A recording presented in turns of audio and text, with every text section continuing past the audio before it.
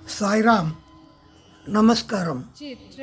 நாம் ஆன்மீகமும் ஜோதிடமும் என்ற தலைப்பின் கீழ் நமது 5ஆம் பாவத்தை வைத்து நம்முடைய முந்தைய மனித பிறவியினுடைய தாக்கங்களை பற்றியும் அது இந்த பிறவியிலே எவ்வாறு இருக்கிறது, அது எவ்வாறு நம்மை துன்புறுத்துகிறது அல்லது நமக்கு எவ்வாறு உறுதுணையாக இருக்கிறது அல்லது இன்பத்தை கொடுக்கிறது என்பதை பார்த்து கொண்டிருந்தோம்.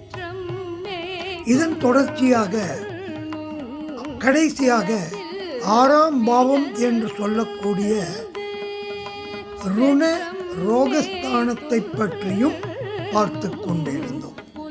இப்பொழுது ருணம் என்பதை பற்றி பார்த்து கொண்டிருக்கிறோம். ருணம் என்றால் கடன். அப்படியானால் நம்மளுடைய கடன்கள் எவ்வளவோ இருக்கிறது. கடமைகள் வேறு, கடன்கள் வேறு. நாம் முந்தைய மனித பிறவிகளிலே நாம் பட்ட கடன்கள் மிக மிக அதிகமாக இருக்கிறது. அவற்றை இந்த பிறவிக்கு வாசனை என்று அதை நாம் இந்த ஆத்மாவானது சுமந்து வந்து இருக்கிறது. ஆத்மாவிற்கு அனுபவிக்க முடியாது. அதற்கு அனுபவத்தை கொடுக்க ஒரு உடல் அவசியம். அதைத்தான் இந்த மனித பிறவியானது எடுத்திருக்கின்றது.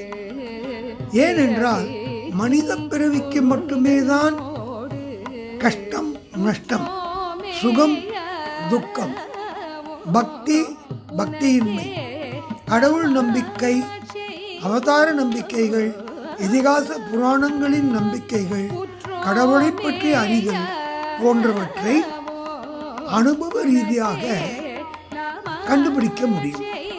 ஆகையால் இந்த மனித பிறவியிலே நாம் அனுபவித்துக் கொண்டிருக்கின்ற எல்லாமே முன் ஜன்மத்தினுடைய தொடர்ச்சிதான். முன் ஜன்மத்திலே நாம் என்னவாக இருந்தோம் என்பதை 5ஆம் பாவம் காட்டி கொடுத்துவிடும்.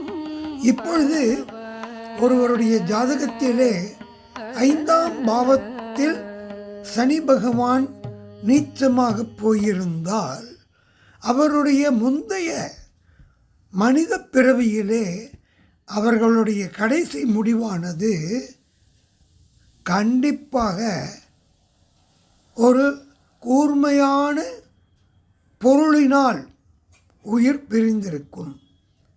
முன்காலத்திலெல்லாம் சண்டை நடக்கும், போருக்கு போவார்கள். அங்கு கத்தி ஈட்டி போன்றவற்றால் உயிர் பிரிந்திருக்கலாம். ஆனால் இந்த காலத்திலே அப்படிப்பட்ட போர்கள் நடப்பதில்லை. அப்படி சனி பகவான் நீச்சமாக போயிருந்தால் இவர்களுடைய முன் மனித பிறவியினுடைய கடைசி காலமானது கடந்த 200 வருடங்களுக்குள்ளாக இந்த போர்களெல்லாம் இல்லை. ஆனால் ஏதோ ஒரு அசம்பாவிதத்தால் சொத்து தகராறில் ஒருவரை ஒருவர் அடித்து கொண்டிருக்கலாம், குத்தி கொலை செய்யப்பட்டிருக்கலாம், அல்லது விபத்துக்கள், வாகன விபத்துக்களினால் அந்த உயிரானது பிரிந்திருக்கும்.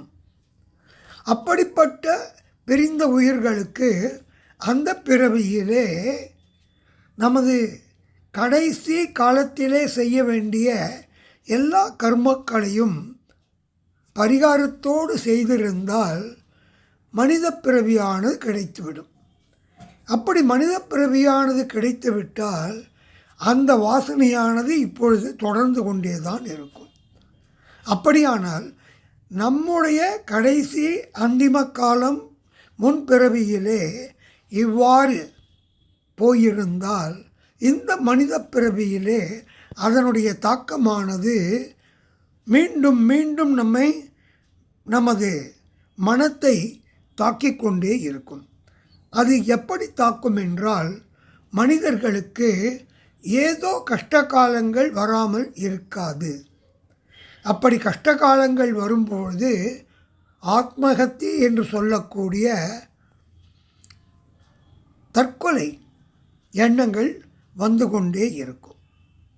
இவ்வாறு இருக்கும்போது ஒருவருக்கு தற்கொலை எண்ணங்கள் வந்து கொண்டிருக்கிறது என்றால் அவர்களுடைய 5ஆம் பாவத்தை பார்த்தாலே போரும். 5ஆம் பாவத்திலே சனி பகவான் நீச்சமாக போயிருந்தாலோ அல்லது ராகு கேது சம்பந்தப்பட்டு இருந்தாலோ அவர்கள் தற்கொலை முயற்சி செய்து கொள்ளுவார்கள். இவ்வாறு எண்ணங்கள் வரும்போது அதனை தவிர்ப்பதற்கு என்ன பரிகாரத்தை செய்தால் அந்த எண்ணம் நம்மை விட்டு விலகும் என்பதை நாம் அடுத்த பதிவுகளிலே பார்க்கலாம். சாய்ராம் சாய்ராம் சாய்ராம். நமஸ்காரம்.